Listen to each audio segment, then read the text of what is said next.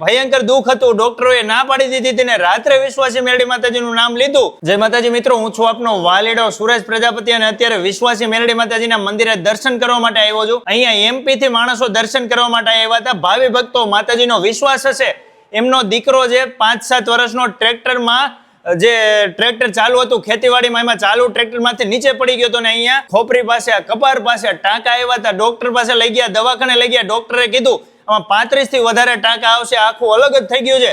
પણ જો સાક્ષાત તમારા માતાજી ભગવાન આમાં કોઈ કામ કરી જાય તો ઠીક છે, બાકી આમાંથી આ ભાઈ બચે એવું હું નથી કહેતો. ડોક્ટરે આવું કીધું ને ત્યાં એમપી માંથી માણસો અહીંયા ભક્તોએ વિશ્વાસી મેલડી માતાજીના વિડીયો જોયા હશે, એમને વિશ્વાસ હશે અને વિશ્વાસી મેલડી માતાજીના મંદિરે માત્ર દર્શન કરવાની માનતા રાખી હતી.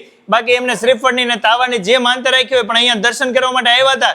એને એવું કીધું કે જે ભયંકર દુઃખ હતું, ડોક્ટરોએ ના પાડી દીધી તેને. રાત્રે વિશ્વાસી મેલડી માતાજીનું નામ લીધું અને અત્યારે એને સાવ સારું થઈ ગયું છે. અહીંયા દર્શન કરવા માટે આવ્યા હતા. એટલે અમને તો આવો વિશ્વાસી મેલડી માતાજી ઉપર તો અપરમ વિશ્વાસ છે.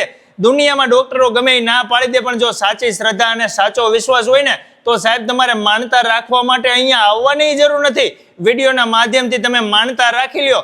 જ્યારે તમારું કામ થઈ જાય ત્યારે તમે અહીંયા દર્શન કરવા માટે આવો, ત્યારે તમે માનતા કરવા આવો, તોય તમારું ગમે એવું કામ હોય ને અટકેલા આ ઉકેલે એ આ વિશ્વાસી મેલડી માતાજી. મિત્રો, તમારે જ્યારે પણ દર્શન કરવા આવવું હોય ત્યારે ચોટીલાની બાજુમાં સાયલા ભગતનું ગામ આવે છે. ત્યાં જૂના જસાપર રોડ પર પાણીની ટાંકી પાસે વિશ્વાસી મેલડી માતાજીનું મંદિર છે. હાજરા હાજુર માતાજી હળહળ કળિયુગમાં તમે વિચાર્યું ન હોય એવું આ કામ કરે છે વિશ્વાસી મેલડી માતાજી.